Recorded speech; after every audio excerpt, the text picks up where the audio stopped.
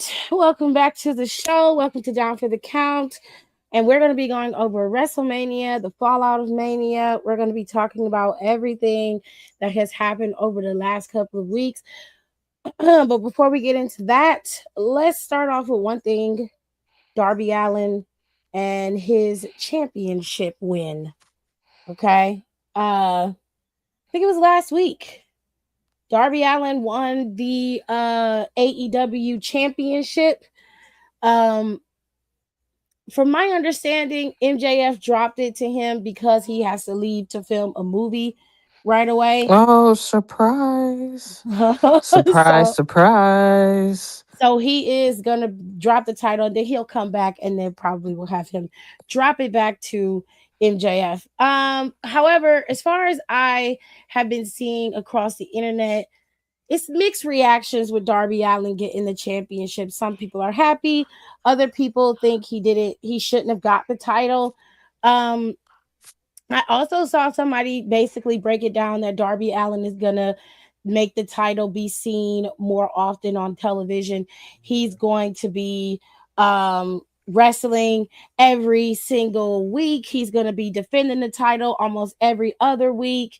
And that's how they're going to book him until MJF comes back. I don't know if Tony, that's true, but it's possible. Tony, Tony, I know you're listening, hun. I know you listen to our show. Stop putting that belt on someone that's not going to be there for majority of the time. And that's going to come up into another conversation here shortly.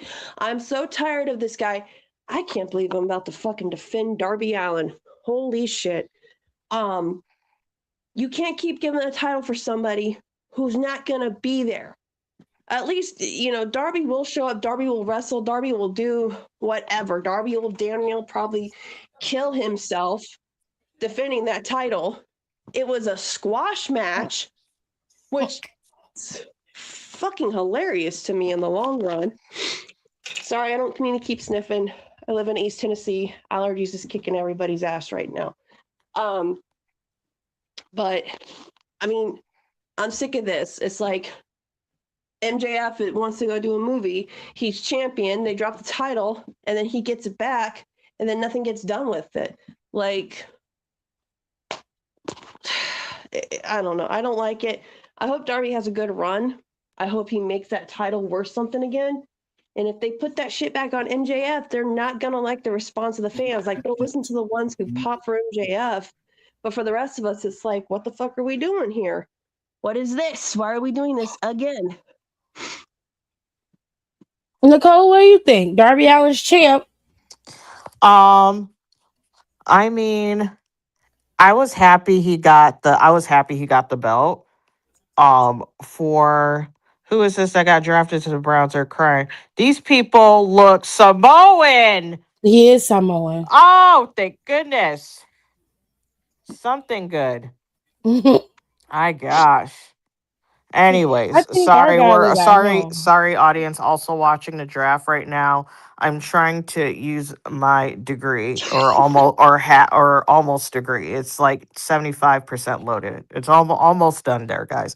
Anyways, I was very happy for him. I felt like it was about time. Mhm. I just think it's crazy how they came to the decision because you literally just had it.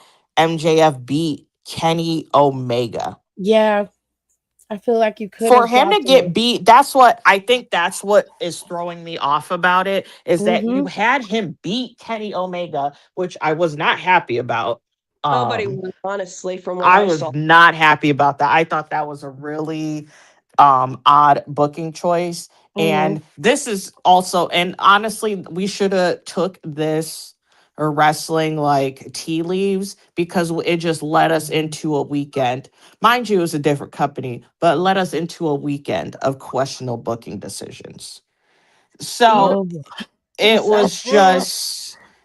was just I just didn't like that for the fact I also feel like he's been taking too many L's since he's gotten back, and I can't believe I'm also going to say this. Will Osprey, in my opinion, has taken way too many L's since coming back. I And agree. all it I takes don't like that. He literally just had, even though he don't care about the neck, and I feel like I'm the only person who cares about the neck. no, Um, I'm caring about that neck I'm because he I'm telling like, well, you probably I don't know, you might listen to us now since we might be on a little bit better terms. Um I still stand by what I said. I'm Mm, a standby. I would. That's why I say anything I ever say on here, I I am. stand on that. I'm stand by it, and it is not something so out of pocket, like not joking wise, because I'll say a lot of shit, and I'm literally joking. But things Yeah, that I say that I am dead ass, I would literally say it to their face. I don't have a problem with that. I would have dead look them in the eye, would repeat whatever shit I said in here, repeat up the square in the face. Honestly, it might land better and they might get it if it someone tells it to their face No, instead for of real. behind the screen. So you know Right. what? Oh, they got No, him. Oh, they got the shit on him. I forgot what the green one is called. I don't know what that is. Where's He the wanted Ulafala? to. He's the tribal chief now. Anyways, He going to New York um, it's to the the second Giants. one. Anyways, If I didn't like I don't I like that he's finally champion. I feel like Darby Allin deserved it. I felt like he's the other pillar that they actually do something with. Mm-hmm. Um so honestly it's two pillars. There's no four of them. It's two pillars. The two pillars are Darby Allin and MJF. I'm happy that he got to, again, cash in on all the equity and everything that he's done for AEW and like cleaning himself up when he needed to get his shit together. I'm glad that he did that. And that's so funny that Priscilla's ex-husband and her fiance work at the same company now. I Wowzers. just thought about that. But honestly, Zachary's so nice. They're probably like chill. Um, that she did with GCW, where she does the little hand thing under the chin like he does. yeah, it's cute. But yeah, I'm happy for him. I don't like how I feel like they booked against him, if that makes sense. Even though he did get the belt, I felt like the booking leading up to it wasn't great for him. I should have known something was weird because again, we were recording, so I was like halfway distracted and I was also high. But I was like, why is Sting here? Mm-hmm. And it just didn't like completely flew over my head. And and I saw some people are like, oh, I fucking knew as soon as Sting was there. And I was like, that flew over my head. I was like, I didn't even think, I just thought his ass just showed up randomly because I felt like that's what they do over there. So Yeah. I completely flew. So they got me. I like when also I get worked. Yeah. I know people, I know you little smart fans, you little smart marks. I know you don't like it. I love getting worked. I That's like the a whole good reason I work. watch wrestling is to get, because it doesn't happen often, but when it does, chef's kiss. I love it. I I knew they agree. were doing something because I'm thinking, okay, he's beat Darby or he's beaten Brody King, who's over like fucking Rover right now. And it's not just because, he's a good person, he's a good wrestler and he deserves a title shot. And then he beat Kenny. And I'm I need to like, find okay, out if Brody King is single. he, girl, you're going to have to do that because I can't, unfortunately. But, hi, Brody. Damn. um, if I wasn't married, you're a very respectable man. I like you. You are Um, definitely her type. I feel like he would just toss you around a lot, and I would love that I wouldn't have for a me. problem. But no, All as soon right, as he calm lost, down. Take a cold shower, both of you. Never. as soon as he lost as soon as he lost or he beat Kenny, I'm like, okay, they're planning something. I know they're gonna do something weird. But I just don't like this idea that he gets to go off and do whatever, and then he gets that title right back.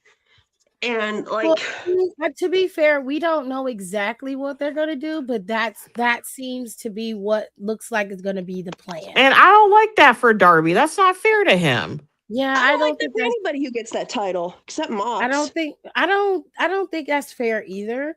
I think that Darby deserves to have a decent title run. I do deserve think he deserves that. A lot of people are not for this. They didn't want Darby Allin to win that title. He I had saw a to. post. He was next. He's been next in line for months. He was supposed to be champion before he climbed Mount Everest, if Yeah. we're being honest. Are they watching? No. I don't know, but I'm And gonna for tell and you this what is the and then this is for the people who try to say that we don't pay attention or we don't watch AEW. mhm.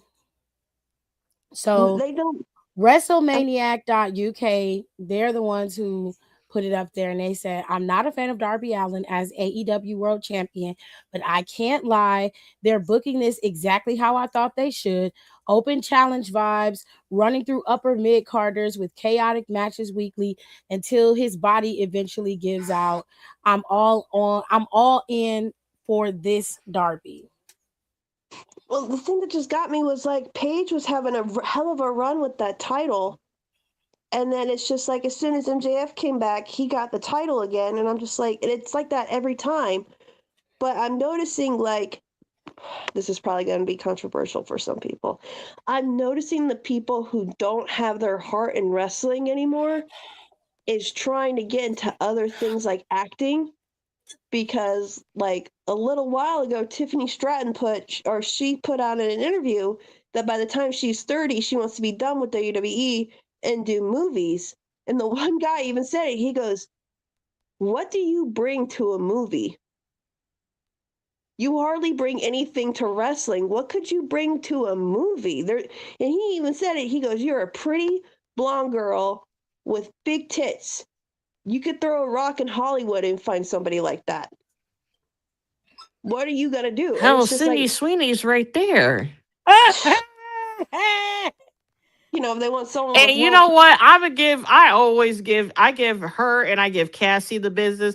But one thing's for certain, two things for sure. That lady will always try to keep a job, and she will show up on that set, and she will do whatever you ask her to do in that role.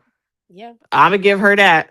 I mean, because these. I don't know about Tiffany because Tiffany gets she gets a little funky anytime she gets certain directions when she don't like it.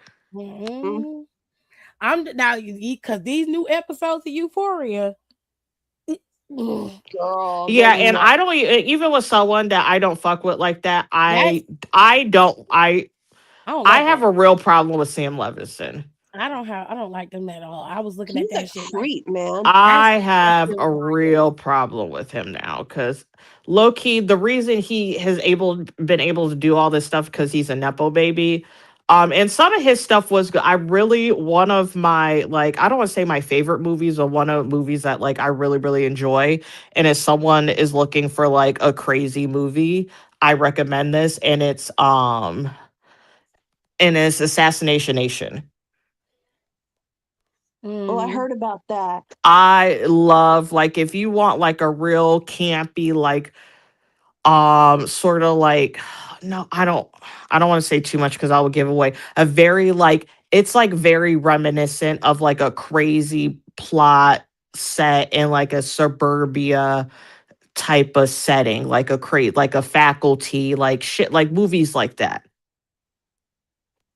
but it's like a updated version, and it's honestly it's such a cool concept. And then like the ending you would like on paper you would hate it, but knowing like the generation that's like involved with it, it makes so much sense. I recommend if you're gonna do what you're gonna watch one Sam Levinson project that's actually pretty good hmm is watch Assassination. I think it's because it's a movie. I think he needs to go back doing movies.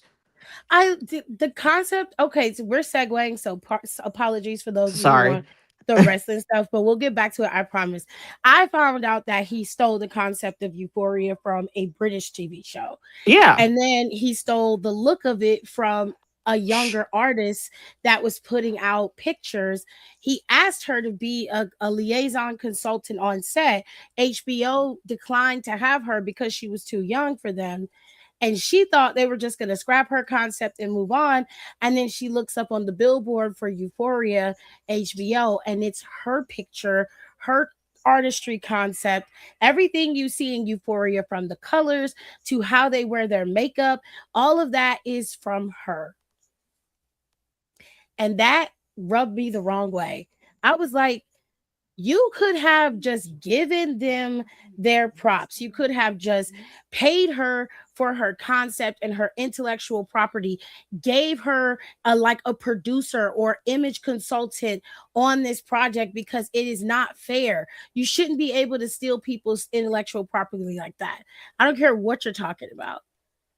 And then you're stealing concepts for TV shows, and it just really pissed me off. And I was just like, then you look at the new season, and it is just so,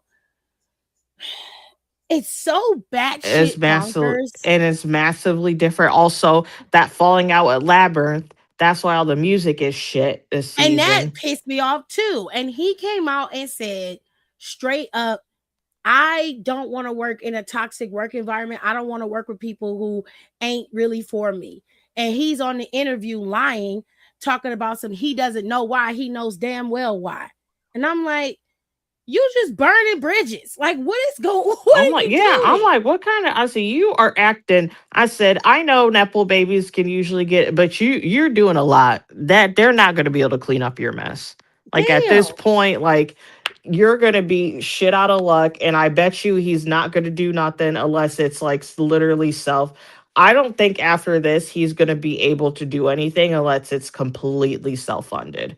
Not TV I wise. think I don't care. I don't even think it's TV, like whatever project he does, whether it's a TV, movie or anything, I don't think it will see the light of day unless it's self-funded, because he burnt so many like he was wilding with the idol.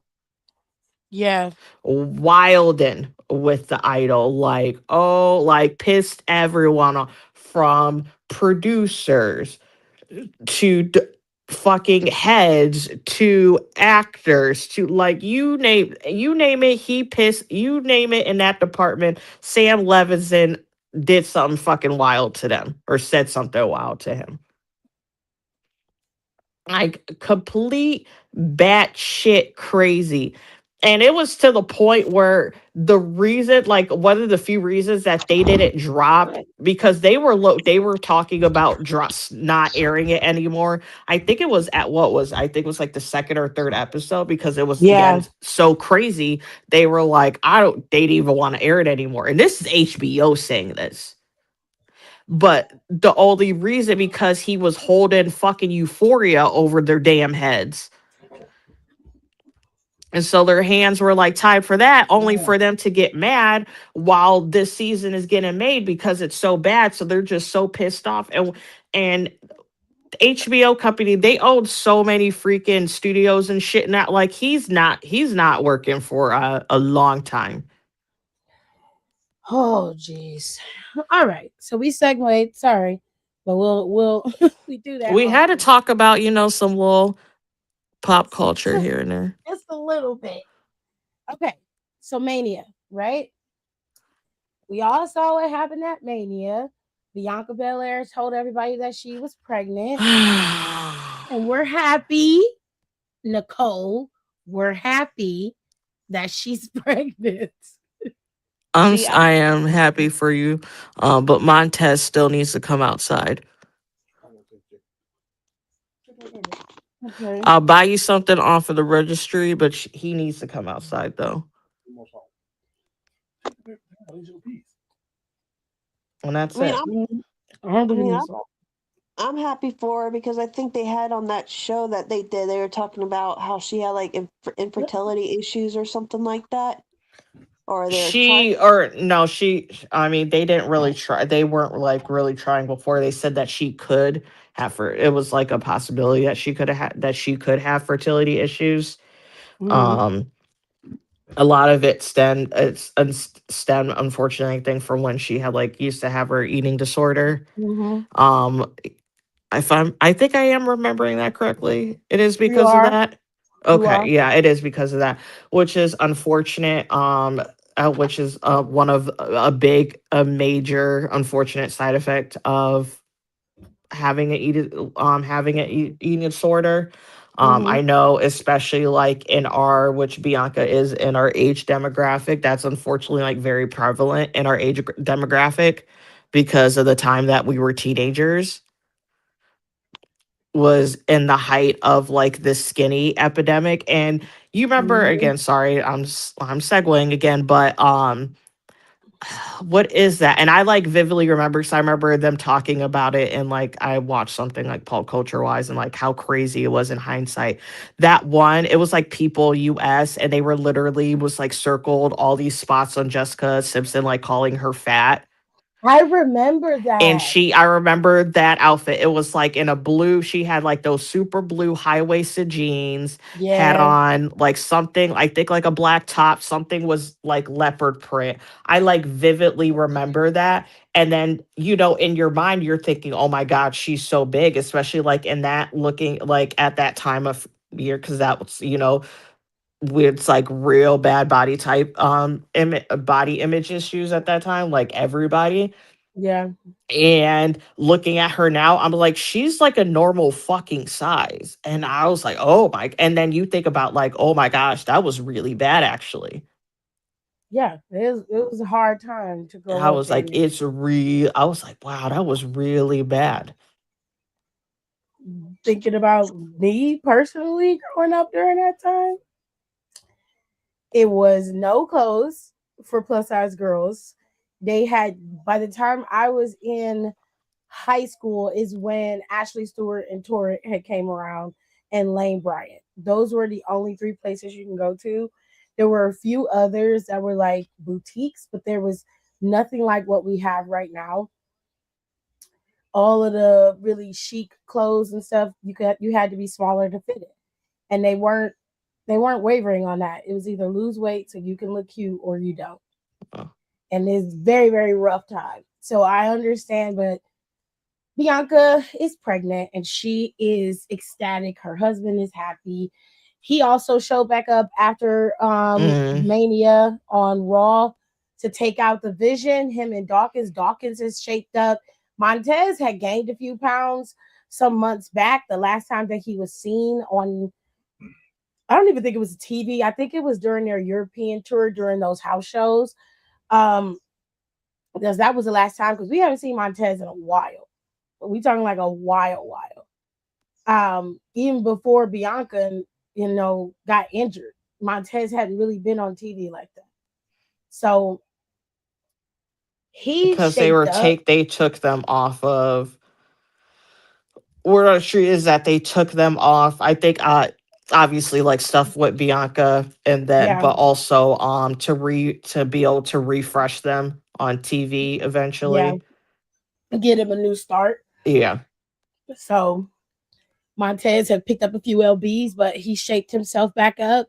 And then Dawkins looked like he literally got really ripped and cleaned himself up, because there Dawkins was has never a never been that small. never. And he doesn't wrestle without a shirt. That man wears his gear and a shirt under it. I've never seen him wrestle without it. So it was very wild seeing both of them come out shirtless like that on Monday. Very wild, I was happy chaotic for time. him. But they looked good. They looked great, and we like the fact that they're going after the Vision. You look Kudos good, sis. to you. Okay, so to just make it plain, we're just going to say our overall thoughts of the weekend. We're not going to go over it match by match or piece by piece. We'll just say, I like the weekend, I hate it. And you can pick out some pieces that you really liked or hated. And then we'll move on to what happened during Mania week. So let's start with Alexis. Alexis, you watched what you watched, or you know what you know. So just give us your overall thoughts of Mania and some things you liked and some things you disliked. Overall, night one sucked. I'm sorry for the people who were on night one, but it wasn't good. I'm glad Jacob got his first win, and he came out there with the Samoan dancers. So good for, I love that for him. I love everybody who was their first WrestleMania and they got their first match, or anyone who won their first WrestleMania match, or anyone who had their first WrestleMania match. Props to you. Um, I don't know why everyone's crying about Brock Lesnar when, like, just about 2 weeks ago, y'all were saying you wanted. A lot of people were like, "Why is he back?" Blah blah blah. But now all of a sudden the man's retiring, and y'all want to shed tears. No, we ain't doing that here. Um, Night two was way better. Um, Penta retained. That ladder match was good. We knew it was going to be good, so we didn't have any qualms about that. Cody got fucked up, as per usual with WrestleMania with him. Um, Trying to see what else. I don't like Roman being champ because I really hope they don't do the new another 4 years with him with that title. And I'm happy that Danhausen had a very good WrestleMania weekend.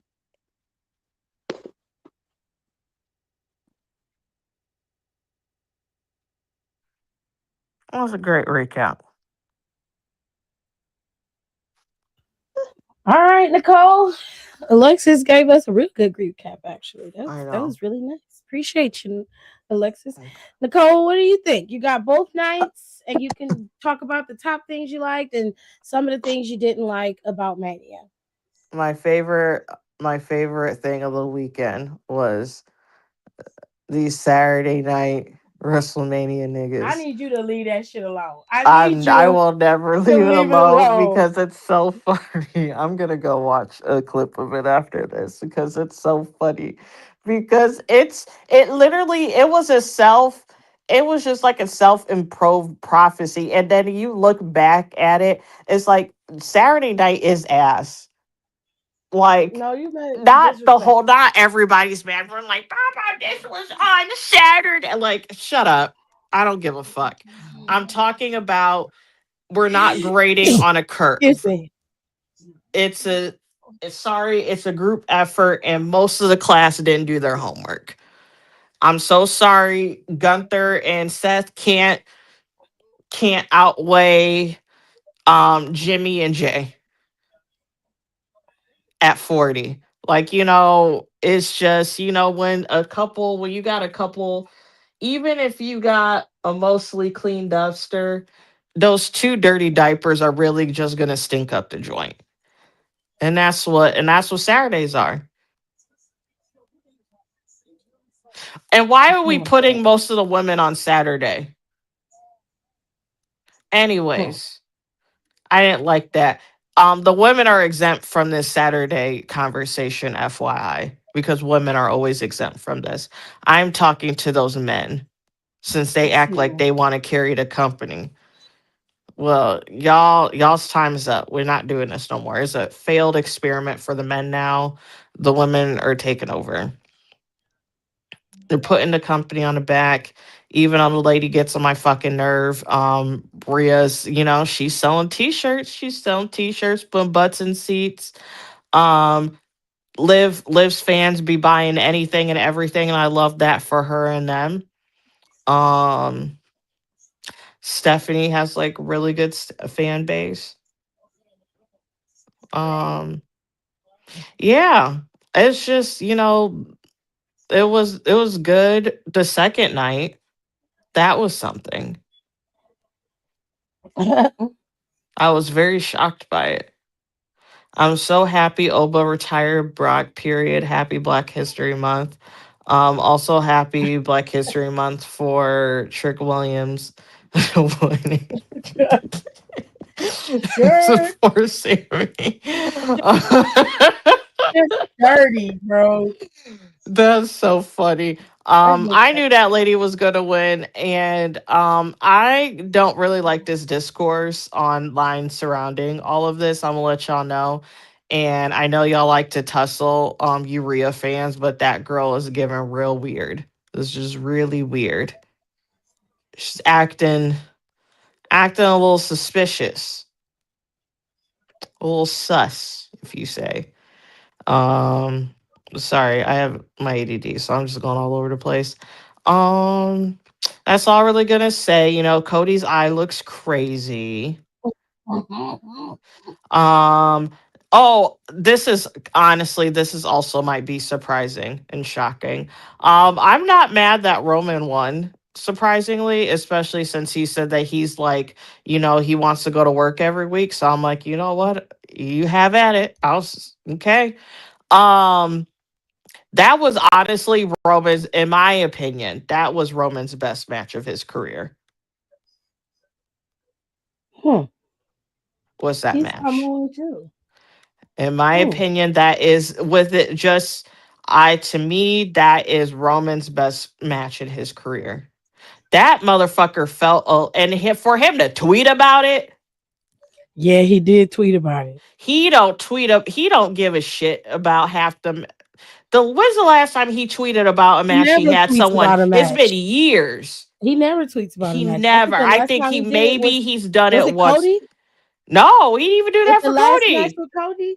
No. He just talked about his title run. He didn't say shit about the match. From the match itself. No, I don't think he's ever done That's that, what I'm saying. honestly. Like, that moved him. That's why that nigga was in tears when he first got out there to prove that shit moved him. He ain't felt alive like that in years. That man That's could have because run. I'm serious. He could have ran through a fucking house with. Oh my god. I was like, why is he acting like this? It was weird. I was like, I well, have never seen Roman act like this. CM Punk says he's the best in the world, and most of the He. time he pulls out the best out of his opponents. That's what I'm And saying. Like, that shit moved Roman so much. He said, you know what? I gotta clock in a little bit more. He was like, Galena, I know there's 12,000 kids in a house. I don't want JoJo to be a babysitter. That's crazy. We'll hire a nanny. I'll pay for it, obviously. And, crazy. I just got to go to work a little bit more. Contrary to popular belief, I actually liked night one, but not for the reasons that you think. I hated it. The matches were short, but some of them were short for specific reasons, like Liv Morgan's match because of her eye injury and her head injury with the concussion protocol, and Stephanie being banged up. They didn't want them to go this long match and then both of them or one of them is out longer after said match. They still have to be able to do backlash soon, and they've got a lot of stuff coming up within the next couple of weeks. So they didn't want them to lose momentum and time. So they shortened their match at Mania, and then they could put a longer match on at the next PLE. Um, they had a 6-man tag team match for Jey Uso and the Usos and LA Knight and I Show Speed. The best thing I liked about that match was that I Show Speed got to have a really big moment at WrestleMania. A lot of people don't get to have that. So I appreciated that for him. Um, Other than that, like, I mean, you had Seth and Gunther. It was good. And I liked the match with Cody Rhodes and Randy. I thought that they put on a decent match. Hopefully, they'll be able to finish out their feud in the near future. The Fatal 4-Way. Here's my thing. The match is sometimes when they finally reach the end of the road, you've seen them fight so many times that you're no longer interested in watching the finish. I've seen some variation of the four of these women, sans the Bella twins, fighting for on both shows. So to me, it didn't really move me or do anything. As far as Soraya is concerned, or Paige as she's called now on um WWE, Paige was seen out with the Bella twins somewhere. Somebody saw it and then they leaked it to the dirt sheets and ran with it. And they were like, yeah, they're getting ready to use her to replace Nikki. She still had the boot on when they saw them together. And I'm like, I ain't like that. that was y'all. I'm like, I understand that them leaking it and then twisting it and turning shit really pissed y'all off. But I need y'all to understand something. You're in the age of spin. You're in a time where everything is visible and you are always visible. As public figures, you should have known better. I hate to say it, but you should have known better because you put yourselves in a position where all your shit was out there and everybody was gonna know it. And instead of you getting mad, you should have protected your surprise. You should have protected yourself. You should have had Paige alone. She could have been in Vegas and everything because all of the wrestlers weren't Well, in she was Vegas. booked in Vegas for like appearances. So Exactly. So her nobody being in Vegas wasn't weird. So nobody her wouldn't have yeah, cared. so that's why I'm saying, like, I do agree with you a little bit on that aspect, but at the same time, I'm just so tired of this happening. It mostly happens to WWE, and I can't believe I'm defending them about something. Very rarely have it happens every once in a while for AEW, but it's just they need it's like the whole need thing for like, oh, I need to get ahead, I need to get a clicks, when it's like n- like no tea, no shade, 90% of you are not journalists. You're not journalists. You're barely a fucking writer. I don't know why they keep doing it, but I'm just saying you I'm. there's no way to get around it. It's yeah. You It's like, and you can't, and then also you can't combat with who's back there, who's being messy and spilling tea. Like, we know the people who spill the tea to the dirt sheets. Like, we don't really need to name them. We know which wrestlers do it, but yeah. it's like damn, we can't get something. We Like, needed I I can't mean get a that little was nice. surprise here and there. Like, Yeah, it's because so y'all have been tired. able, and that's the problem. Y'all have been able to surprise a lot of things. WWE was able to keep punk shit under wraps tight, tight, because we all suspected it, but there was no guarantee. And even they hadn't had finished that contract for him until the day of. Like, that shit is crazy. And I'm like, how is it that was It able to was even ride? day. It was right before the show ended. Yeah. So I'm like, how was that able to get through? But y'all couldn't keep this quiet. This couldn't be kept quiet. It really ruined it because I never get to have a surprise no more. Because it either gets sent to me or it comes across my timeline.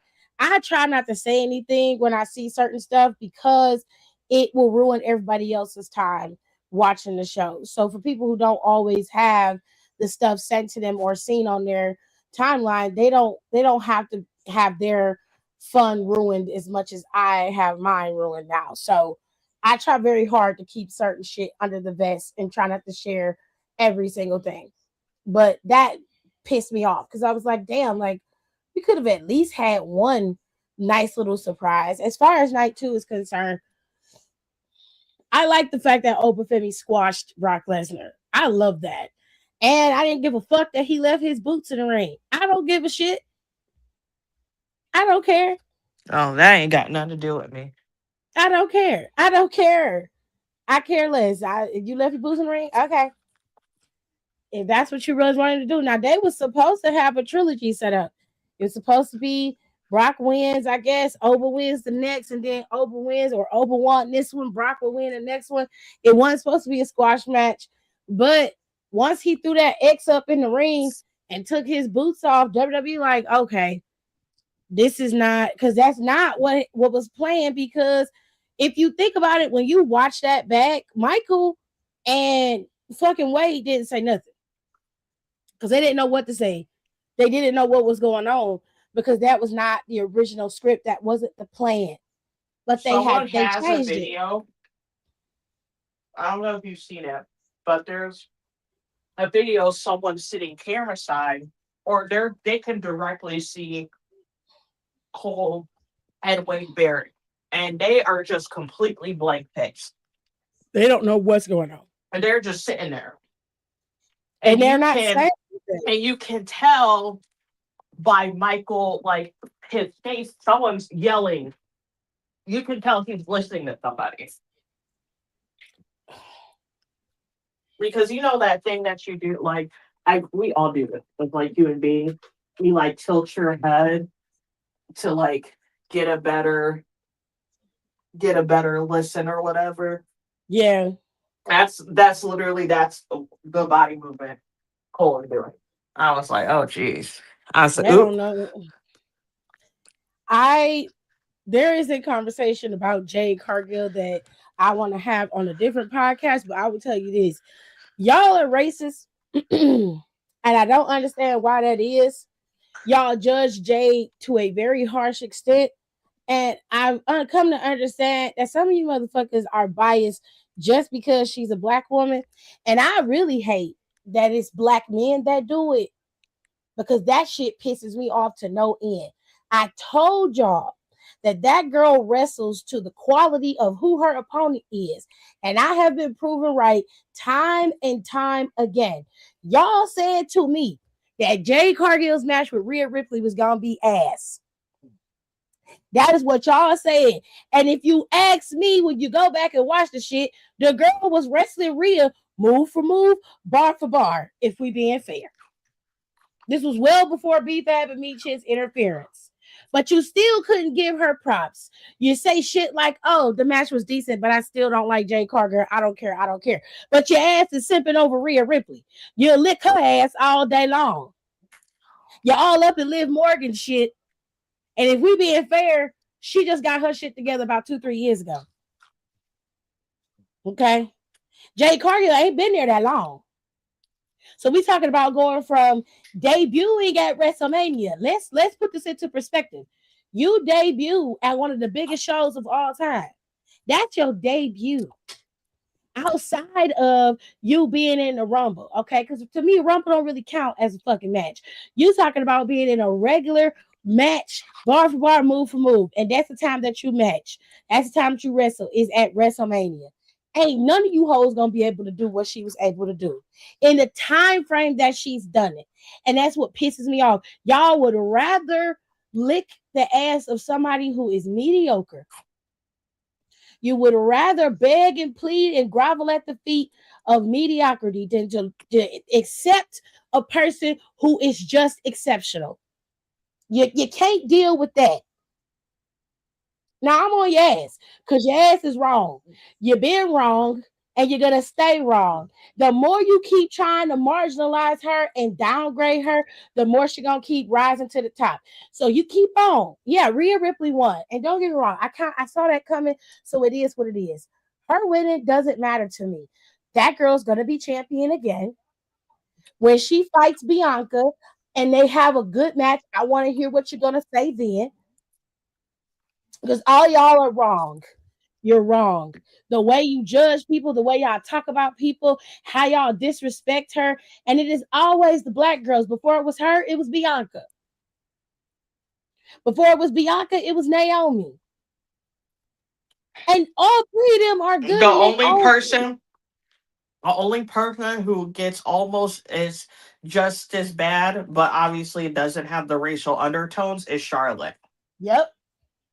They Yep. do the same. It's the same thing. It's because of the natural talent and them visually being leagues ahead of people who were, on the indies grinding, blah blah. But like Rhea's ass was barely on the indies her fucking self. She was on WWE's radar for years. And they were just waiting for her to get a little bit older because they didn't want, no offense to Paige. And I did watch that What's Your Story? It's really good. You guys should check it out if you haven't already. Mm-hmm. Low key didn't want another Paige because, she wowed the fuck out.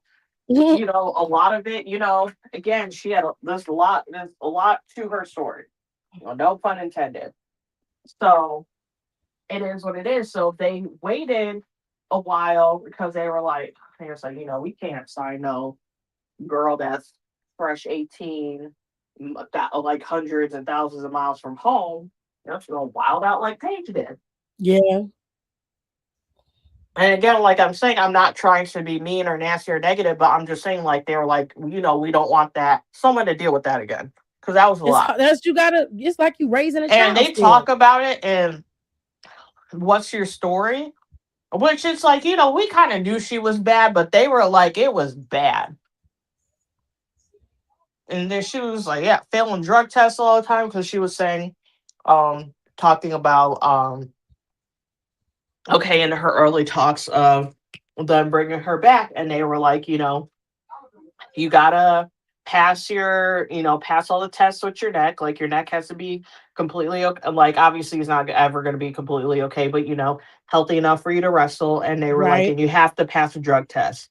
Those are the two things they said that she had to have. Neither, not one or the other, or that she was or wasn't going to get past talking. And the drug test is what she couldn't pass. No, I'm saying like she could pass it. This is when her recent comeback. Oh, her recent one. Okay. Yeah, so that's what I'm saying. Like, don't forget what you look like when you first got there, bitch. And Mm, it's just so irritating. And I'm not trying to call her like gimmick or euphonia because I think obviously she does actually like this shit. yeah. But you are manufactured too, is just in a different way. And you just don't want to admit it. Because I think that's the argument like they are trying to use is like, oh, like she's just like so like cool when literally her mother just came back. Mm. So how you gonna act like Rhea's the original and the original just came back and she's not even the original? Then you have Daphne and any other like blah blah. But I'm just saying like original to like that point of time in WWE. And that's what I just don't like how like these Rhea fans try to rewrite history to prop her up. It's like you don't need to do that. You know, Because if we she stands fine enough on her own. Yes, she does get propped up here and there, did get propped up for a little while, but you know what, she's evolved a little bit and X Y and Z, and she puts in the work. I'm not negating her work ethic, but at the same call time, a spade a spade, yes, like no let's one be wants to honest. call a spade with Rhea, and then when you do say something, it gets You're a so hater. much pushback Yeah. about it. Yeah. When it's like Rhea we wasn't can that admit good it. when she first started. Like we're talking about you being on TV, you going out there, you're coming out there, you are fumbling over your words on camera. Your match with Oscar that you had at Mania was insanely bad. It was terrible. But this is my thing. Rhea gets to have a pass. She is openly allowed to not be good, to fuck up, to have mistakes. But anybody else, especially the black girls and the Latina girls, they don't get to have that. They got to come out the box and be fucking perfect. And I don't like that shit. Let Jade Cargill breathe because when you give her the opportunity, she rises to the occasion. And y'all don't like that shit. Y'all can't stand when a black woman is doing what she doing and that shit look good on her. You don't like it. Yeah, You and your fucking feelings. I don't understand. And it's always the black girls. Naomi just started getting the praise that she's deserved for years. Years. Y'all treat Bianca like she's the bane of your existence. But the same shit that Rhea Ripley's getting right now is what Bianca was getting. And from what we hear, that wasn't the regular fucking agenda. Becky had to beg for that girl to beat her at the year of WrestleMania where she got her, ain't that the year she got her eye messed up? When like Becky and her had that match and she had her eye dotted and she had to wear them glasses after Mania. I think so. I think that because she had the black and red gear on that the fan made, and I think during their match, Bianca's eye got messed up. I Anyways, don't remember this. Yeah, and the one thing, and then we'll move on from this. And the other thing, again, I can't believe I'm defending two white women. Um, and they do that with Liv, especially when they talk about those Rhea fans talks about her versus Liv. With no tea, no shade, Liv be working her ass off. that's true. And I'll Liv never has take nothing worked away from her her. ass off. And if also I watch your story and Cody's talk about it, and he was like, if you were to ask me, he was like, who's like the hardest worker on our company and blah blah. And he was like, this is really why I want to have you on. He was like, it would be you. And she does anything and everything then people ask or want her to do. She fucking does it. She'll literally sign autographs for be exhausted. Probably can't see nothing out her eyeball. She's tired because she got bags. She's had bags under her eyes for a month. Signing autographs for like 3 hours and shit. And it's like, and she's actually like visibly improved. She has visibly improved her in ring work. She has visibly improved on her mic skills, significantly improved. And she used to get shit on as she was learning this when I'm like, are we what is Rhea doing? Hmm. She just fucked up on a promo 2 days ago, and everyone acts like it was the best thing they heard all week. I used to I, give Liv Morgan a lot of shit, but I knew that that girl was crazy when last year's Mania, when she was out clubbing the night before her match, and then was out clubbing the night after, because she was booked as an appearance for both clubs. And with I was like, that one dress was hold on for dear life. I was like, oh my god, please have tape. girl, You know I what dress said, I'm talking about? yes. I was like, Jesus, Liv. I said, why are you wear? Why? I love the Yeah, in dress, but I Vegas, didn't that think was the only place she would have been able to wear that dress, and she looked amazing. But I was like, oh my god, I was nervous. one slip and it's coming apart. But I said, you gonna I show everything. I said, you can't have on a bra with that dress, and you couldn't have no no. panties on. I said, bitch, you are naked. Hmm.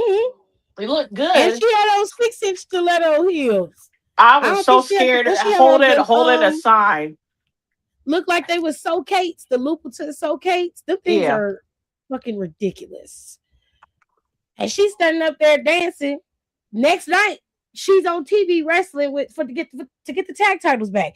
This is what I'm talking about. That's crazy work. I'm scared of you, bitch. I want my ass in the bed. Okay, I'm not fucking doing that. That lady is working prime fucking Shawn Michaels. That was crazy. I was like, did she sleep? Actually, no, because Shawn was showing up late.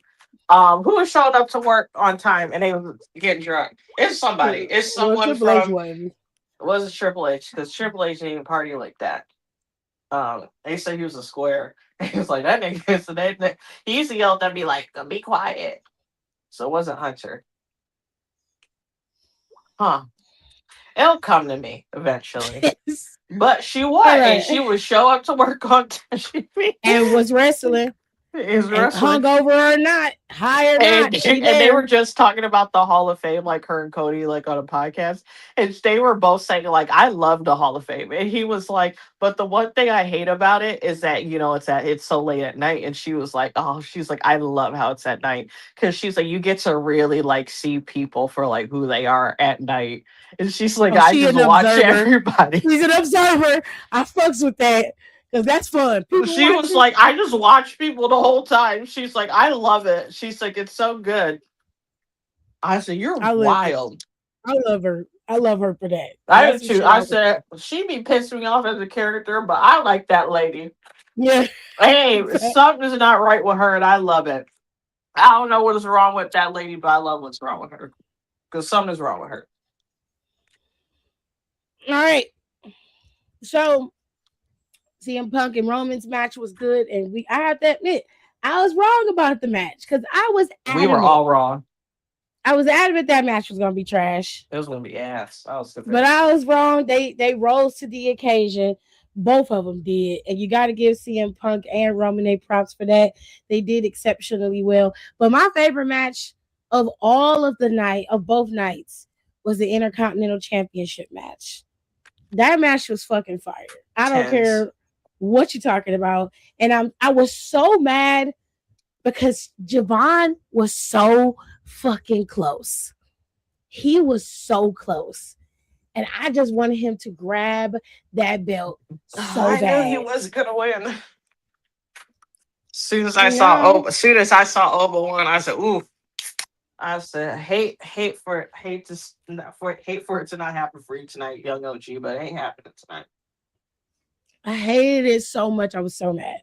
I also hated that Sammy lost because it's no shade to Trick Williams, and They everybody gets may mad at have me, Sammy but been getting smoked all week. he don't get no He did them. break. Stephanie, I was like, why? What I the was like, fuck? Stephanie, that's fucked up. I was like, Sammy, of all people, I said, he's already having a bad Just with 2 catching weeks. strays, bro. I said, Sami Zayn has done nothing but catch strays for a month straight. I said, we need to leave him alone for a little Like bit. let him breathe. I'm like, yo. Everybody's like, well, Trick Williams need to win. Trick Williams need to win. I'm like, I And then, am of and the then a latter. day later, they're mad about Mello. I'm like, no, he doesn't. He needs to lose. And they're like, why would you say that? He's a black man. No, no, no, no, no, no, no. We're not talking about him being a black man. He's on the card. And that in itself is amazing. He just got there. He just got to SmackDown this year. Okay. For him to go from being a top prospect for SmackDown to go to the main, one of the big cards, a big match at Mania, that's a big thing. So I'm not shitting on him. My thing is this, for the sake of the story, sometimes I feel like WWE pulls the trigger way too fast on people. Trick Williams' star is not going to fizzle out. It's not going nowhere. Trick Williams has everything. He's got the look, he's got the gift of gab, he has the talent. Making him champion isn't going to change that. Now, my thing is this, if you can pull fans and intrigue and love from people without having the championship, that's the makings of a true star. Some people have to build their legacy off that championship run. Others can use their personality and their aura to draw you in. And he's one of those guys. You don't have to put the title on Trick Williams right now. I don't think that they should have. They should have let Sami Zayn cheat to win. And that would have started the story for them to move forward. Not to mention, we're talking about in the story. Look at the story. Trick Williams is the aggressor. Trick Williams is the bully. Think about what I'm saying. Every single week he comes out there. Sammy's not going to Trick. Trick finds him and says something egregious to him. Then he got Lil Yachty on his squad adding to it. It's like being in high school and you walking down the hallway and the bully keep finding you because they need something to do. I'm like, do nobody understand what's happening here? The bully won at WrestleMania, and y'all are like, yeah, that's the way it's supposed to be. I'm like, okay. So in about a month, when y'all start booing Trick because you get tired of him, then you'll probably see it my way. In my opinion, he needed to suffer something. He needed some humility, character-wise. Personally, he seems like a good dude either way. But character-wise, he needed to suffer some humility. And he should have learned that lesson at WrestleMania. But, what do I know? I'm just a lowly fan. Anyways, AJ Lee and Becky Lynch. Let's just say I feel like they could have left it at what it was and she could have lost. I didn't like it. So let's just leave it at that. I wasn't a fan of that on the first night. That pissed me off. Anyways, let's go to what happened during Mania week to the superstars. Alexis had to check out because her allergies are acting up really bad, so she's not here. So we're gonna try to blow through this as quickly as possible so we don't keep y'all too long. But there is some things that y'all fans really need to get straightened out mentally. And that is y'all parasocial relationship with the superstars online is not that, it doesn't mean that you guys know them. It doesn't mean that you have the right to walk up to them, accost them, harass them for pictures and autographs. And you guys mob them in their hotels where they were staying so that, and their families are staying. You had no respect for boundaries. There were videos of people disrespecting the superstars. There was a video of somebody disrespecting Royce Keys. Drew McIntyre had to come out on social media and tell people to chill out. Booker T, X-Pac, both of them was like people accosted them in the bathroom. There were people talking about how Damian Priest had to stiff arm somebody from attacking from coming up to some of the female superstars. He was there protecting them. And then CM Punk was protecting Bailey and his wife because they were hugging it out. They were at the airport. Bailey saw her, ran up to her. They were talking and they were hugging, and they went into a little corner in the airport to hug. And somebody followed Bailey and AJ Lee while they were having a personal conversation. He's calling and talking to him, and Bailey's like, "Ew, no, get out of here! Stop following me." Goes over there and CM Punk slaps the fucking phone out their hand. I'm like, what are y'all doing? As he should. The fact also, it's like shame on WWE and TKO. You have all this fucking money. Mm, There needs to be better security for the superstars, especially if you're gonna put them in these hotels. Like these hotels in Vegas are there's hundreds of rooms in there. It's crawling with thousands of people. If you're gonna put them in a place like Vegas and put them in a hotel, you need to buy out the whole fucking hotel. Like you can't like there's just so much unregistered access, and also do we forget how like insane people are in this day and age? Like what if someone had a gun? Like people forget about fucking Christine Grimmy, who got killed by a literal fan. A lit- or even hell, Sonya and or Daria and Mandy's Mandy, yeah. situation. Did Liv just had a stalker Liv situation just not had a too long ago? stalker. Roxanne Oscar, just had a stalker situation. yeah, Alexa has had multiple. yep. And Like Oscar just we had need to. one where she wasn't even on Oscar TV just for had like weeks. a real bad one, and Yeah, it's like enough is enough. And it's like you already. And this is why wrestling fans have the reputation that we do. yep, It's like you can't act fucking like I know you're probably very unsocialized human being, and I hate that for you. That sucks. But at the same time, like we need to do better. Like you can't like this isn't a video game. This isn't like this isn't a fucking Call of Duty waiting room. Like this isn't online. Like you're not just watching on your couch watching the TV. Like these are real fucking people. Yes, and they are essentially playing characters. Are some of the characters more closer to who the person actually is? Sure, but that's not all the time. But that does not give you agency to impede on all of their personal time. right. It's like if you see someone, it's like you're like, hey, what's up? Blah blah blah. I was like, and it's also people just have some fucking decorum. When I worked at, I used to work for Hyatt, and I worked when I lived in Columbus, and I were in the hotel that I worked at. It's still to this day the largest convention space with in the hotel in the state. So yeah, the largest convention area. Um, so obviously we would have cons and conventions, and you know how many fucking famous people I've seen. Like I've cooked for and seen Ric Flair. I've seen like who's that lady's name? The dragon lady from Game of Thrones.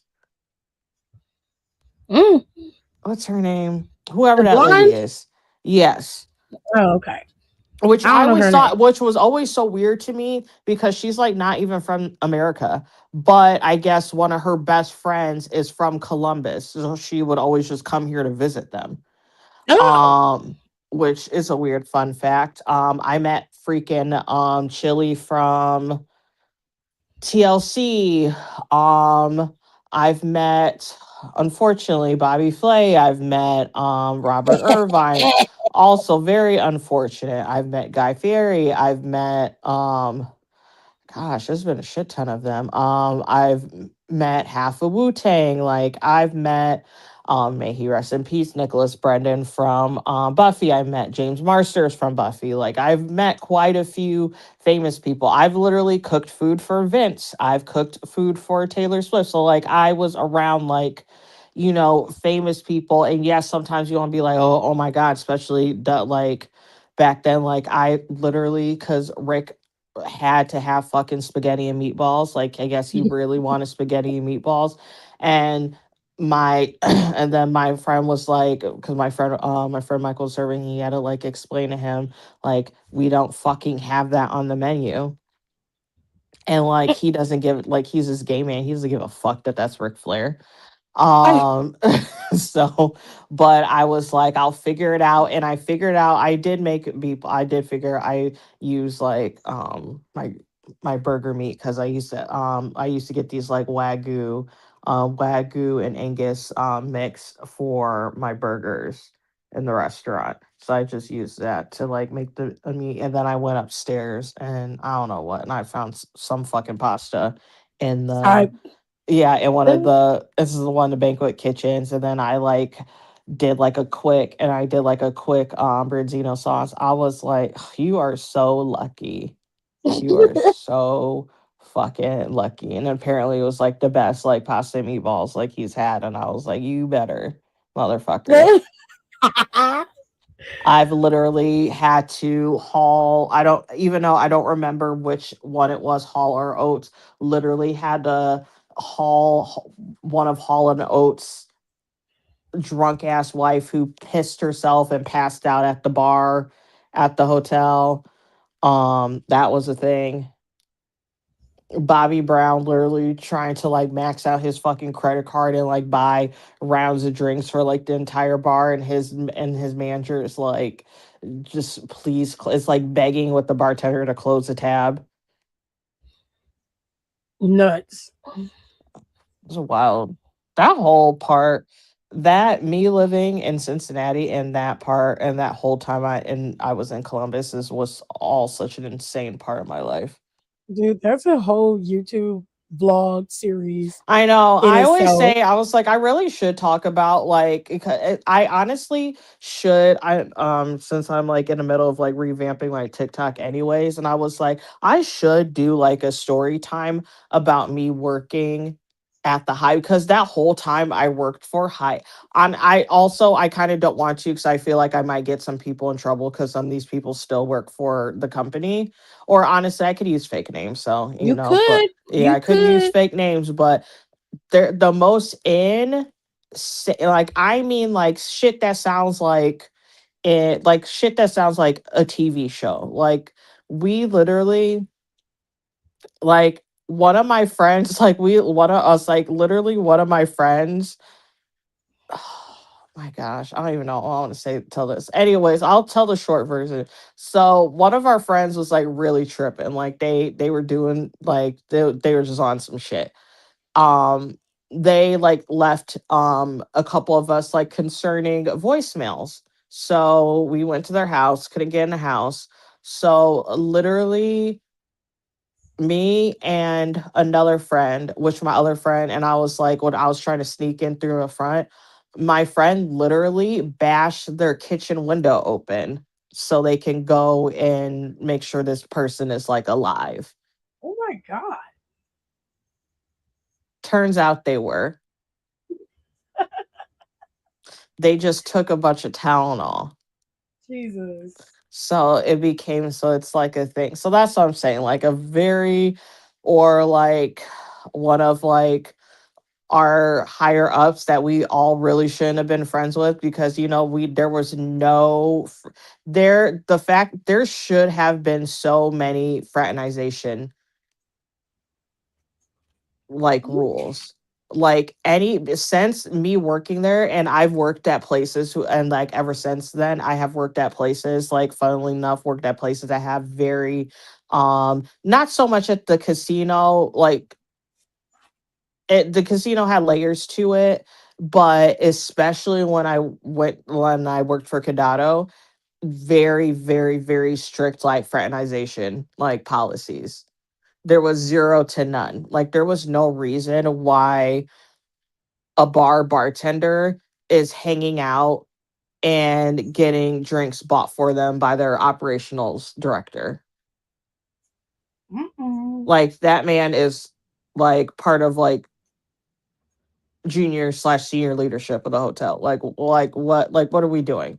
Like thinking back on that now, like being like a manager for like a few years now, and like working in like so many different industries, and I'm like, oh my god, I was like, that place was like an HR nightmare. And then our HR was actually a nightmare, like just drama with that, like literally forcing one of my coworkers to either resign, or they would find a way to find some weird loophole thing and fire him because he was fucking around with one of the girls who worked in HR that everyone like loved and thought this was like this little sweetie pie, and they were like hooking up, and he was always say like, hey, like this is very like no strings attached, like I don't really want anything like more than this from you, from like, friends with benefits, blah blah. Course, she like caught feelings, and he's like messing with someone else too, and she's like so heartbroken, so they did this to him, and I'm like, that's like not even legal, Oh, Jesus. but it happened. Yeah, you need TikTok. And one day I would have to write out everyone's names, and then I would have to write out, and I would have to have like their fake names next to it, because I would say their name halfway through. You put that shit on the teleprompter when you record it. That is true. I low key, I'm gonna, sorry, Michael. I'm probably gonna use Michael's name because I feel like I have to, and he doesn't care. Uh, and that's the same thing with like my friend Aaron, Erica. There's like a couple people who like I will keep their names because they wouldn't care, and they would just like have like a key about this, because we talk about like how, well, not so much Aaron because he didn't work with us, but especially like me and Michael and like Erica, like it was just like a wild, it's like a wild time, like how Michael like literally almost got fired because of how fucking wasted he got at our awards banquet. It was like basically like yelling at like our HR director like about like she's shitty because she didn't like give him the Oh job that my he god. That is crazy. dead ass. I had to like freaking Bible that happened.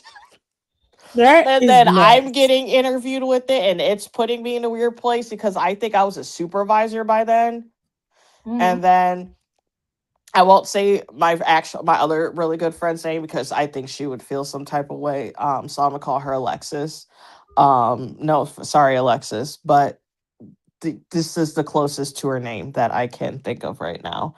And she like low key was like kind of like low key snitched on him because she was an assistant manager, and well, Michael's like an hour, just like regular like full-time employee, and then I was a supervisor, I think Kylie was, and I don't know, whatever. And because she felt that since she was in like management, that she like, since she was like an assistant manager, like she really needed to like, she didn't want to be put in like an awkward position. And I was like, well, you just put everybody in an awkward position. Right. And like she was doing some real fuck shit too. Like she was, well, she's not in the industry anymore, but literally she was like, okay, so we would have so for housekeeping for a lot of big hotel companies, this is just to give you a backstory. They also, on top of like actual housekeepers that work for the hotel itself, they also um sub out like a third party, and it's Mhm. people who like work at the hotel and stuff, but they don't work it, but don't work for the whatever. So they basically pay the company, and then the company pays these employees.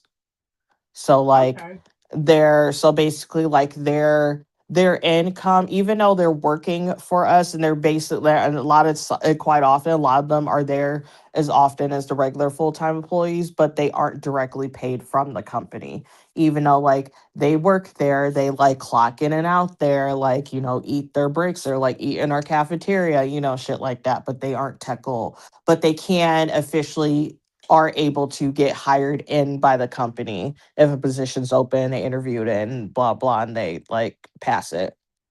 So she was messing around with this guy who was the supervisor, was the housekeeping supervisor of like in like the third party people that would be with us.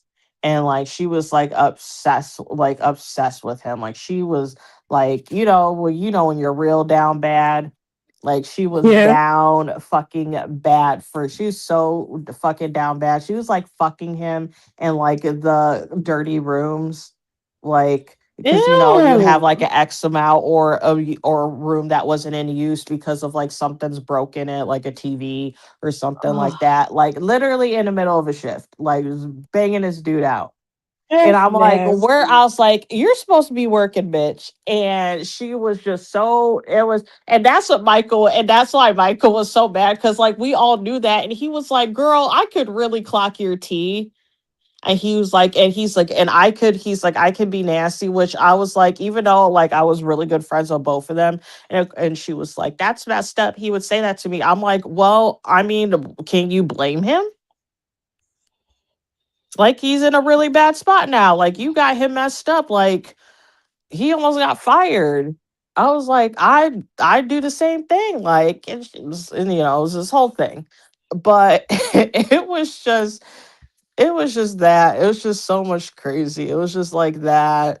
Just like people like ODing. Um, The casual way you're saying this is fucking batshit it's bonkers. just like Like, so yeah, it's people like so ODing and it's just I feel like that was such an in that's such a crazy like I literally caught like one of my employees do like we caught one of our employees like fucking like doing heroin at work like this like this is insane what? like yes like insane and he was stealing it's not funny I Nicole.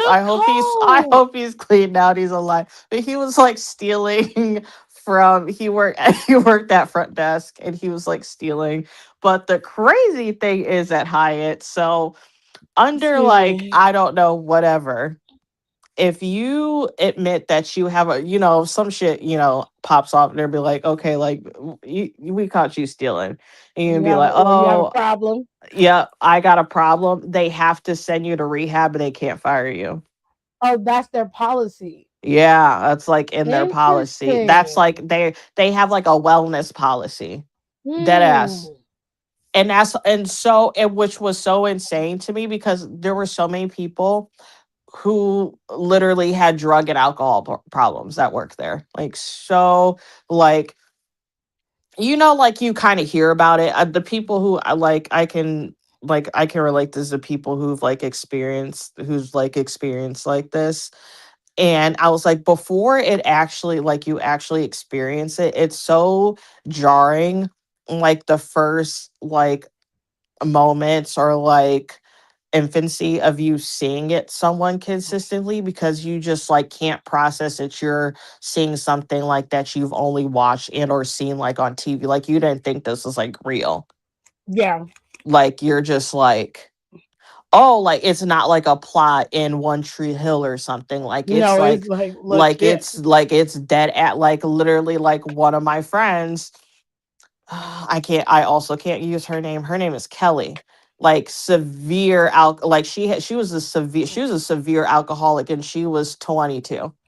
Like a Hmm. raging alcoholic that to the point like we were both supervisors and I don't remember. Were we in the same department? I think we were in the same department at that time. But anyways, she would get so messed up sometimes. Like one of my assistant operations director would literally call me and be like, "Hey, Kelly." And she's like, "Hey, Kelly is late is 30 some minutes late for a shift. Her phone's dead. I think she's probably passed out. Can you go wake her up and tell help her can you go wake her up, tell her to go to work?"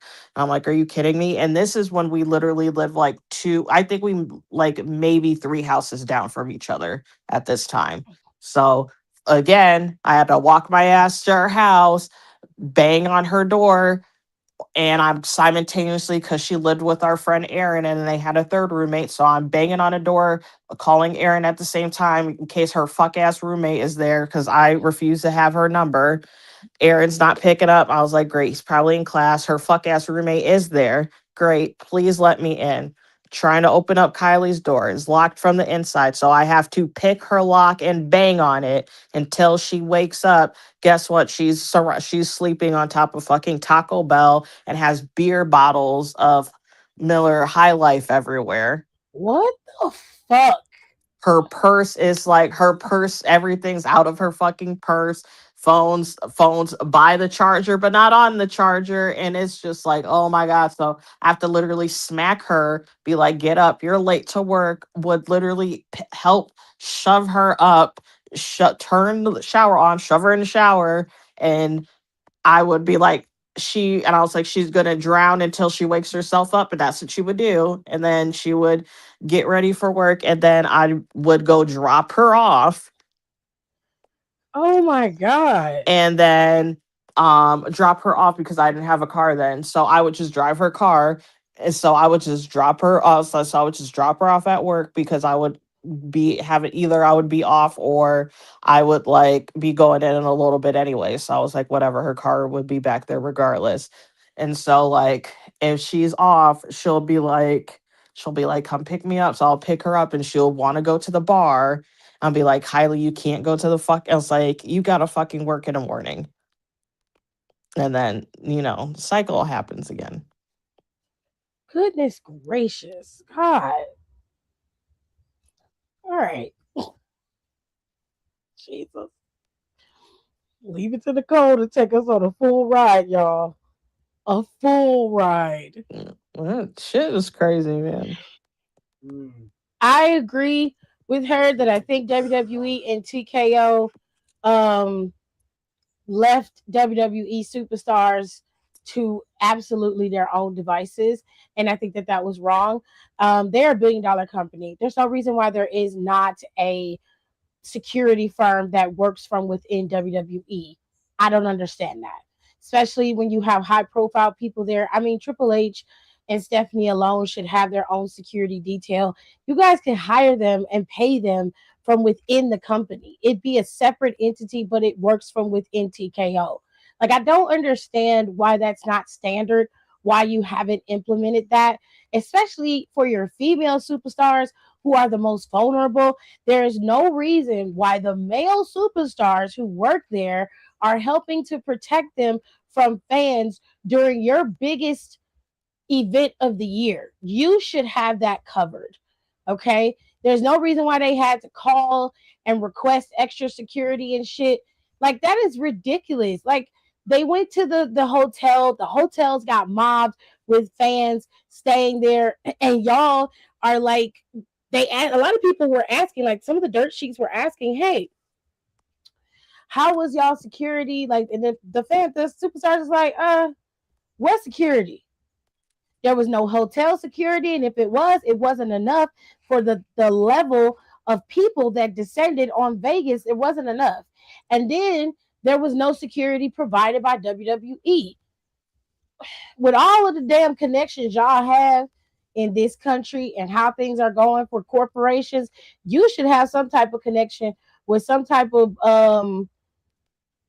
black label fucking security detail company that can provide you with the security if you're not going to have one from within the company. Personally, I think you should have your own security firm to cater to your superstars, period. Because not only do they need protection traveling from city to city to the PLEs, they need it for their weekly working. Like, some of them get accosted on the fucking airplane. Kevin Owens talked about it with Chris Van Vliet a while ago about how fans will wait in the airport for them. They're tired. They want to go lay down. They want to try to get to their hotel room, get up a couple hours of sleep before they have to get up for rehearsals or get up for their walkthroughs and everything. Like, y'all don't understand the level of dedication and the level of presence that they have to do these weekly episodic shows.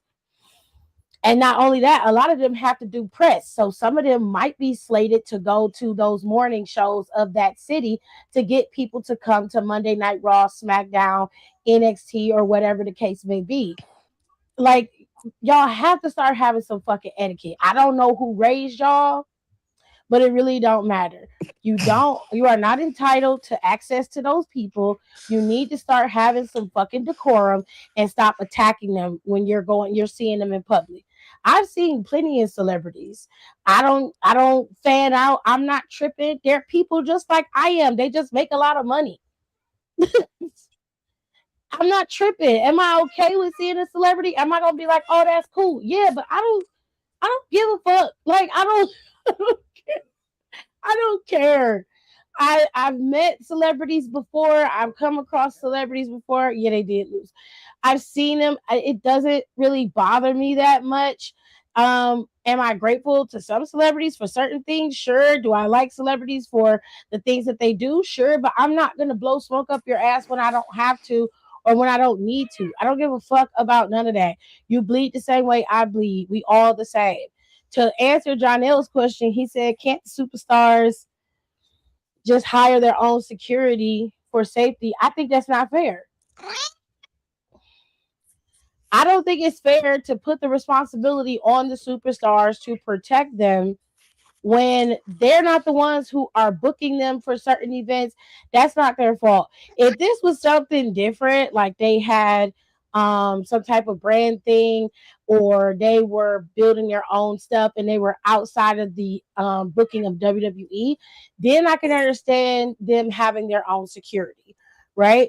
But I'm just saying, with the way they heard how the fans were acting, they should have been hyper focused on their security and the safety of their superstars, especially with Liv Morgan having that um with Liv Morgan having that fucking stalker situation. You just had a situation with Oscar. Alexa has had that problem. Roxanne just had somebody planning to kill her. That was real. That was not fake. Like, that girl really had somebody on Twitter plotting to kill her. Okay. And then the biggest one, obviously, is the one we saw play out that made national news with Mandy and Sonya Deville. So, like, the mere fact that you had all of that and then you didn't think enough to say, hey, maybe we should hire extra security for this event tells me that you don't give a fuck about the superstars, and you got to do better. Period. Now, speaking of TKO, and then we will end this and leave it where it is. There's an audio that leaked from TKO, and it was about what Mark Shapiro said in terms of the booking of the company, in terms of WWE, and how much they are actually involved. I'm going to play the audio because I want you guys to hear what he said by his own words, okay? And you need to listen very carefully because for some reason, I don't know, I think the kid from the school that he was at recorded this on his phone, and it wasn't able to pick up his voice as best as I would have liked it.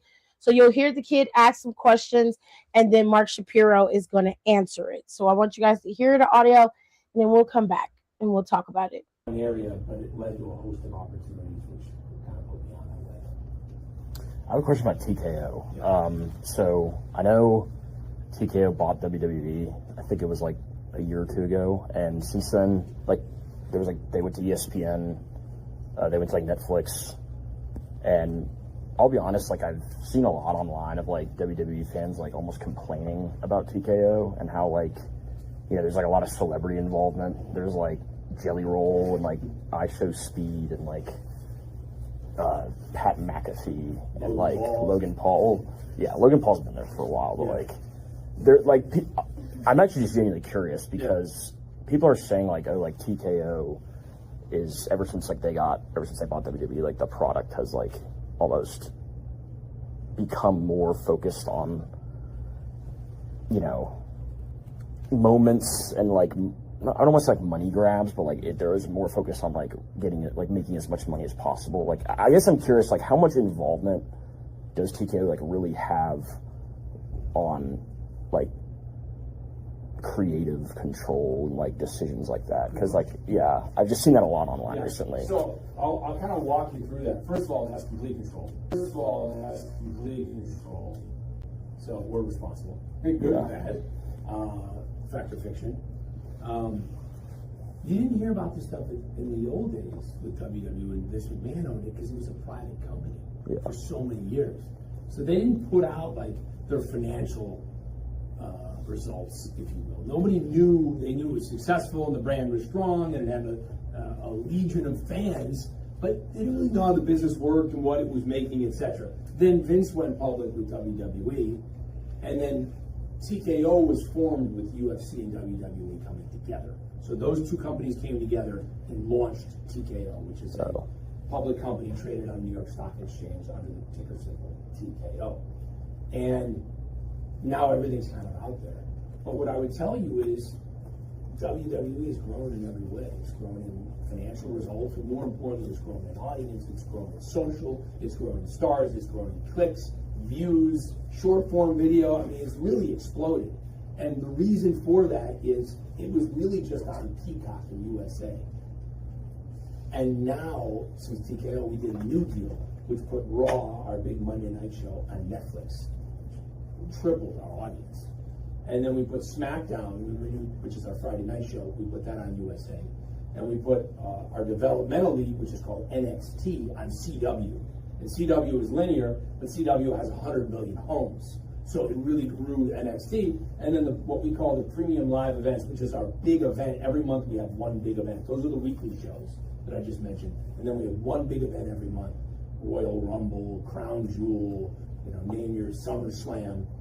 And those used to air on Peacock, and now ESPN bought that deal. So we're now on the ESPN app. And this weekend, of course, is WrestleMania 42, which is taking place in Las Vegas.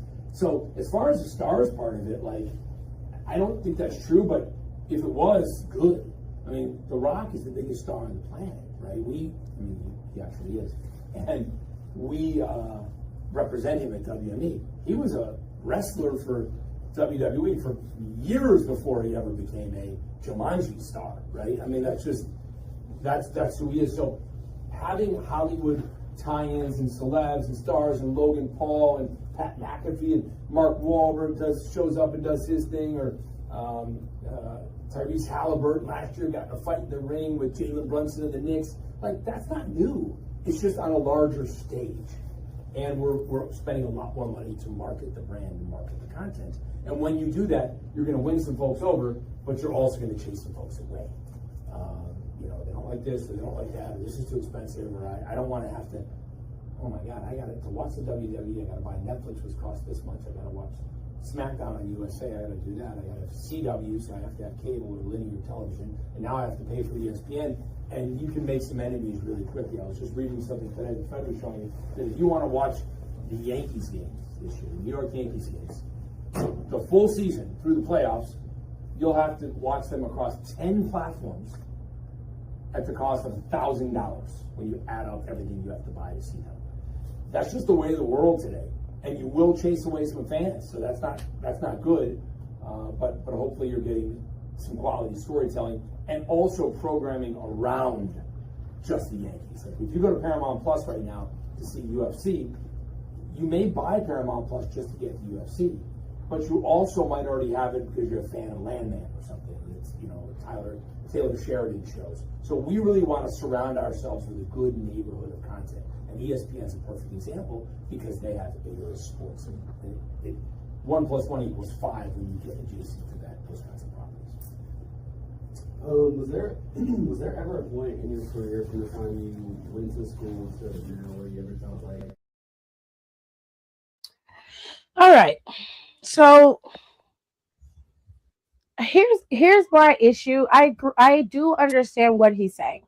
And some people take corporate speak and they really don't like it because it sounds like they don't care about the fans or the product. And everybody, if you really want to understand, his spectrum is very broad. Okay. So we're a very small drop in the pond compared to the masses of the WWE universe, right? So Nicole and I might differ on how things are booked or what we want to see, but overall, our goal is the same, and that is to be entertained. The problem with Mark Shapiro is because by the numbers, they're doing fine. People still watch. They got high volume they get like 1.5 million views average for SmackDown. They are at 2 million views average for Netflix for Monday Night Raw. They're in the range of about 600 to 800,000 views weekly, and that fluctuates on NXT for CW. So they're not in a bad way in terms of fans watching and tuning in on a weekly basis. Combined, they get maybe 5 to 7 million views on their content across the board.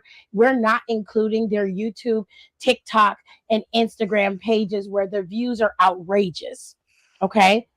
Their goal is to make money. At the end of the day, it is always going to be the bottom line. He says at the end of the day, we want to have good storytelling. That's not true. You do what gives you high views, what brings people to the product, but you're not talking about the storytelling that makes sense. You're interfering in the storytelling and changing it so it's heightened. You did that with Cody and Randy. Cody was pissed off about that shit. He didn't like it. Where I already scanned that, there were a lot of superstars who were pissed off about it. Some of them didn't say anything publicly, but Damian Priest also said it was like, we don't like it. We don't like the fact that the higher ups are interfering and costing people storylines and ruining things. Like, they need to stay in the higher ups. And I agree. You're looking at numbers. All you care about is how much people are invested in terms of what you see on social media. But there's another aspect of this that you are forgetting that really makes me wonder if you truly are paying attention. Social media itself is a direct reflection of your audience. Okay? If you are operating under the guise of what you see in terms of views and not in your engagement, the responses to your product, then you are missing a key component of what you should also be focusing on. We as fans are very vocal. We're going to tell you how we feel about something. You've got content creators who are mirroring exactly what you're putting out there, reflecting it back to you. Some of them are telling you the truth. Others are blowing smoke up your ass. It really depends on whose content you're watching. The fact that y'all know that these content creators exist and that there are plenty of people that are telling you what the fans want, and a lot of this is coming from TikTok, Twitter, YouTube, Instagram. You have all of this, you see this, and you're choosing to ignore it. Tells me a lot about where you stand and what you're truly looking out for. You like being in the company of great people, but you don't like being able to put out something that is worth that company. You want to be in the company of the ESPN.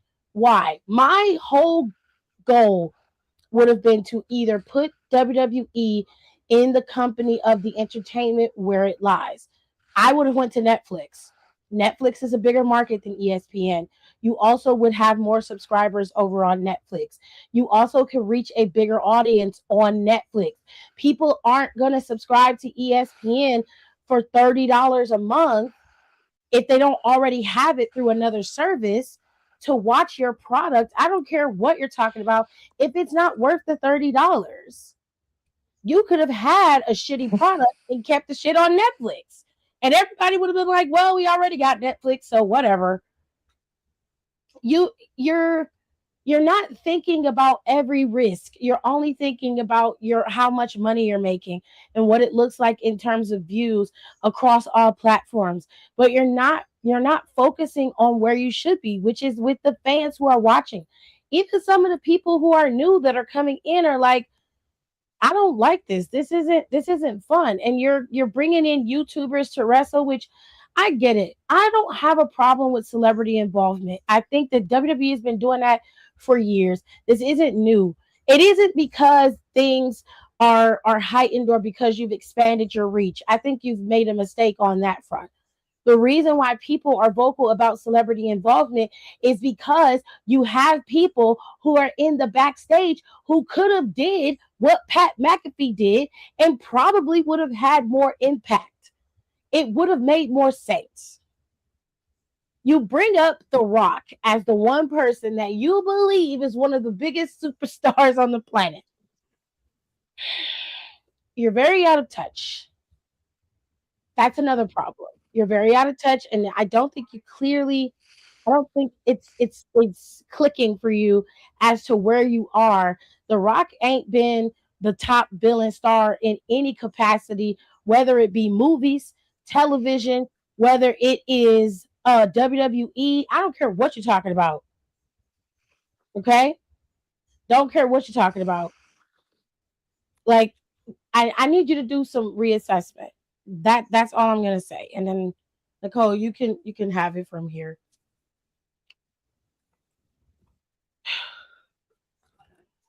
I'm just honestly, I think you've said everything. It's just I'm just tired of it.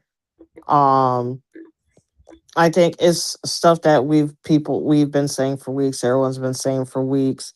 You just got to get it together because the product is going to start eating itself if you don't just let genuine organic shit happen just to happen. Right. Yes, you are allowing some of it, but it can't be a 50-50. You just got to let it all ride, but Exactly. still have structure and all that. But it's just like, ugh. It's just like a dead horse at this point. But he admitted that they are very involved in creative, heavily involved in it. He also made a valid point when he said, what did he say? He said something to the effect of that if you watch, all the Yankees games, that you'll spend $1,000, and that's the way that everything is going now. It doesn't have to. You're choosing to do that, and that's the part that I don't understand. You're also price gouging, which is very, very weird behavior. And you guys just announced that you're going to Riyadh in June.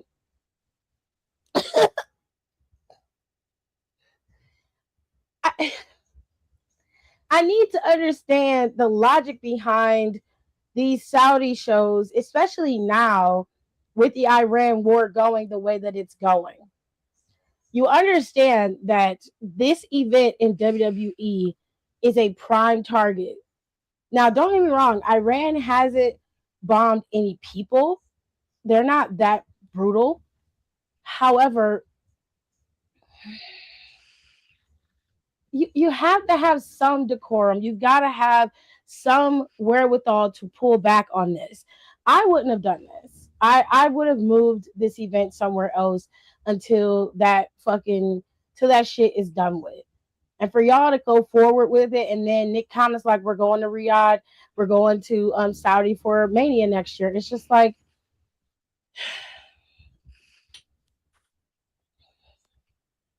I honestly don't think I'm gonna watch Mania next year. I don't think I'm gonna watch it. 'Cause I don't want to watch. I don't want to watch that. I feel like that's not smart, and it just comes across as very, very tone deaf to me. However, Mark Shapiro, good luck with all of that. I mean, you currently are the owner of the Blue Jays right now. You are the CEO of the TKO, and you do something else. You got a lot on your plate. You're spread very thin. For someone of your caliber, with all the jobs that you have, you are not focused on this. And I guarantee you, unless something happens drastically, things are going to start to reflect badly under your tenure, and then you're going to be ousted as CEO if you don't start paying attention. Now, I'll tell you what y'all as fans can do. You watch what you want to watch, and don't watch the other shit. I would tell you right now, if your goal is to not support WWE in any capacity, that means that you would have to stop watching everything, hyper focus on something else. AEW is out there, TNA is out there if you want to watch that. There's MLW. Why do you There's think I don't watch SmackDown? I mean, I don't watch SmackDown. Any of the Saudi pay-per-views I don't watch. yep. Um I don't watch main event. I haven't watched main event in years. The only things that I consistently watch are NXT and Raw, Raw. and I Yep. would miss a Raw before I would miss an NXT. That's what I suggest. And I'm like, if we really piss us off, if we all, the entire fan base, banded together and was like, yeah, we're not watching this Yeah. I will straight up until, just watch NXT. and just pulled the target and like took out all that shit, Yeah. that'll change, because that's the only way they understand. Like, also, we've been able to change a lot of things just with showing up and taking over the show. Look at what happened with our truth. The fans were relentless when it came to our truth, and I guarantee you, if the fans hadn't did what they did, our truth would still be fired right now. He still would be let go. So I don't believe for a second that we don't have the power to make changes. It's just that we got to be strong enough to band together to do it. And in my opinion, you can start with these Saudi shows. Don't watch them, no matter what they book for it. Don't watch them. Make those shows be the least. Well, they're already the least viewed shows that they have. And if you want to continue to push forward from there, you can. But like I said, there are other places that you can watch. Wrestling Revolver, I think, it's getting ready to move to YouTube. It's moving off of Triller. It's going to YouTube. BDE is heading up their I feel YouTube like Triller's transition. it's like Triller ending. I feel like they're I don't losing know. a lot of content. They're losing a lot. They're losing a lot. But a lot of the wrestling places are leaving and going to YouTube. So YouTube, you get a wider audience. You have a bigger reach on YouTube, and you can still do subscription services on YouTube and make money that way as well. So, I wish TNA would go back to YouTube. That was, oh, I loved it You when know it was they on want to be on YouTube. TV bad. I loved it when it was on YouTube. I had my You know subscription. they have to be on T. They just have to be on the station. They don't Oh, care. They obviously have never cared what station. They will take it. I needed them to be on YouTube. I needed It won't happen. I'm just letting you it. know. Don't But even don't even go down there. and I do recommend that y'all watch Evolve over on Tubi. That seems to be pretty I do be decent. watching. Actually, I do be watching Evolve because it's not on like a WWE show like Yeah. station. Yep. Like It's it's over on on fucking Tubi. Tubi, like free Yep. ass Tubi. Yep. And it's very developmental, which is okay, and I'm fine with that. But you get to see how they progress in Evolve, and then you'll see them get better in NXT. So I like the system that they have set up. Um, but like I said, in order for us to like really flex some muscle and show our power, we have to band together. But we as a community would have to do it together. And I just don't think everybody's strong enough to do that. You So, know how you know how fucking mad they be if people was only watching Evolve and NXT. nigga. You know how pissed off they would be. And I They hate that. they would be bringing back everybody. They'd be asking Trish back. They'd be asking Lita back. They would pull the trigger on the Hardys. When I tell you they would pull everything out the fucking chamber, that's how we got to do it. So they Yep. waste all that money. Yep. But I hate that for the superstars because they work hard and they do deserve the eyes. But I'm gonna watch it in clips and I'll text them my support. the only way it's the only way we gonna be able to, and it'd be just our luck. Somebody like Sammy would win the fucking championship at a Saudi show. They would do some shit like that. Oh no, 100%. That's how they would book it. Anyways, y'all tell me in the comments what y'all think about Mark Shapiro and his bullshit. We can have that conversation in the comments if you want to comment some more. I'm gonna let Nicole go and get out of here. And don't forget, tomorrow over on my YouTube channel, we'll go live after SmackDown. We'll talk about the fallout of Mania from SmackDown's perspective, because we've already seen Raw. We saw two people debut on Raw. Ethan Page had a good debut. I hate that it was against Siobhan Evans, but he had it. And we saw Sol Ruka debut, and Ethan won his match, but Sol lost hers. But she put up a good fight against Liv Morgan. We saw the Street Profits return on Monday Night Raw, and it was a solid show overall. We got to see Io and Rhea team for the last time. Rhea's heading over to SmackDown to head up the women's division over there, and Io, she might have to contend with Asuka and Kyrie again and keep that thing going. But there's a lot going on. In the news, we had two Japanese wrestlers that are going to be popping up over in WWE. Hopefully, they start off in NXT and they get a better ride going in NXT. And AEW is still trekking on. They got a lot going on over in AEW. But you guys let us know what you think about the show and everything that's been happening this week, and we'll be moving forward from there. There's a bunch of specials coming, from Saturday Night Main Event to Backlash to Clash in Italy in May. There's a lot happening over the next couple of weeks in the month of May. So I hope you guys are ready. If you're going to watch it, I hope you enjoy it. And if not, I understand. And with that being said, I will see you guys next time. Thank you for watching and listening. Bye. Bye.